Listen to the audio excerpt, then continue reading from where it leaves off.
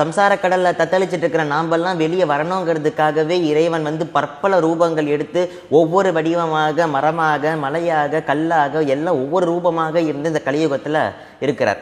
அப்படி நம்ம இந்த சம்சார பங்கத்திலேருந்து நம்ம வெளியே வரணுங்கிறதுக்காகவே இறைவன் வந்து ஒரு மலையாக இருக்கிற இடம் திருவண்ணாமலை. திருவண்ணாமலைங்கிறது அக்னிஸ்தலம்ங்கிறது எல்லாருக்குமே தெரியும். அதையும் தாண்டி எது ரொம்ப சிறப்பதுக்குன்னா திருவண்ணாமலைன்னா நினைச்சாலே முக்தி. காசியில வந்து இறந்தா முக்தி, காசியில போய் இறக்கணும்ட்டு யாரும் நினைக்க மாட்டாங்க, இறக்கணும்னே நினைக்க மாட்டாங்க. திருவாரூர்ல பிறந்தா முக்தி, நம்ம இஷ்டத்துக்கு பிறப்பு வருமா? கண்டிப்பாக வராது. சிதம்பரத்தை தரிசனம் பண்ணா முக்தி. அப்ப தரிசனம் பண்ணா முக்தினா அது அவ்வளோ சீக்கிரம் நம்ம கர்மா நம்மளை விடாது.